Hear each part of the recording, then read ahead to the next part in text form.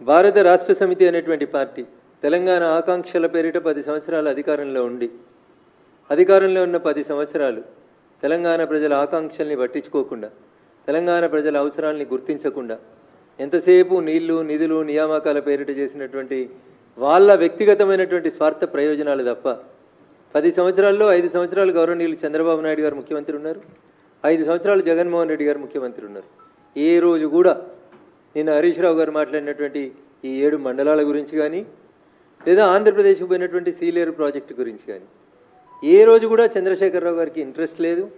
రోజమ్మ ఇంట్లో తిన్న రొయ్యల పులుసు మీద ఇంట్రెస్ట్ ఉన్నది తప్ప ఆయనకి రోజమ్మ ఇంటికి పోయినప్పుడు మరి 7 మండలాలు ఏంది ఈ ఊర్లు ఏంది అనేది ఒకరోజు కూడా మాట్లాడేందుకు ఆయనకి ఇంట్రెస్ట్ లేదు.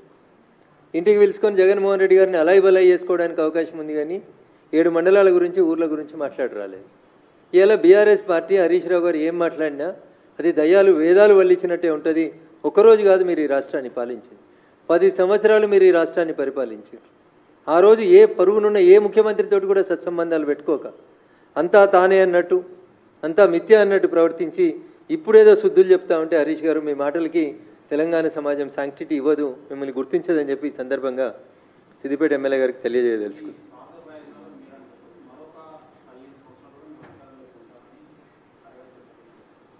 ఇంకొక 15 రోజులకి అసెంబ్లీ బడ్జెట్ సెషన్లు స్టార్ట్ అవుతాయి. అప్పటిదాకా ఇంకో 15 మంది పోకుండా కాపాడుకుంటే చంద్రశేఖరరావు చాలా గొప్పోడు.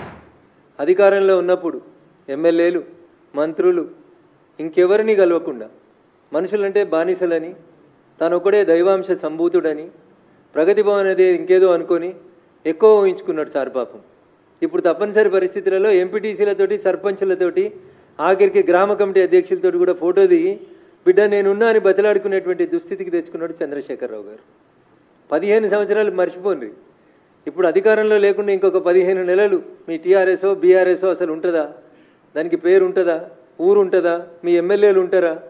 ఏం జరుగుతుంది అనేది ఒకసారి చంద్రశేఖరరావు గారు ఆలోచించుకోవాలి. అంటే కోల్పోతున్నటువంటి నాయకుల మీద పట్టు కోల్పోతున్నారు. రోజుకో ఎమ్మెల్యే పార్టీ మారుతున్నాడు, రోజుకో సీనియర్లు పార్టీ మారుతున్నారు. నేను ఎప్పుడో చాలా రోజుల క్రితం చెప్పిన 2013లో నేటి ఫిరాయింపుదారులే రేపు పిరంగులై పేలుతారు కేసీఆర్ జాగ్రత్త అని. ఇలా ఒక్కొక్క ఫిరాయింపుదారుడు మళ్ళీ ఒక్కొక్క పిరంగై పేలుతున్నాడు. సో అట్లాంటి బాధలలోంచి బయటపడడానికి ఏం చేయాలని అర్థం కాక ఇంకా 15 ఏళ్ళు నేనే ఉంటా అన్నాడు. ఉన్న 10 ఏళ్ళే ఉద్ధరించింది లేదు, ప్రజల్ని కలిసింది లేదు.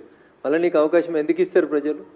తెలంగాణ రాష్ట్ర సమితి ఎలియాస్ బీఆర్ఎస్ పార్టీకి ప్రజలు సిఆర్ఎస్ ఇచ్చిండ్రు, కంపల్సరీ రిటైర్మెంట్ స్కీమ్ ఇచ్చిర్రు. గౌరవనీయులు చంద్రశేఖరరావు గారిని ప్రశాంతంగా ఆలుగడ్డలు బెండకాయలు వంకాయలు వండించుకొని వ్యవసాయ క్షేత్రంలో ఆరోగ్యం కాపాడుకోమని ప్రజలు ఇచ్చినటువంటి తీర్పును ప్రజాస్వామ్యాన్ని గౌరవించమని చంద్రశేఖరరావు గారికి ఈ సందర్భంగా హితవు పలకదలుచుకున్నాను.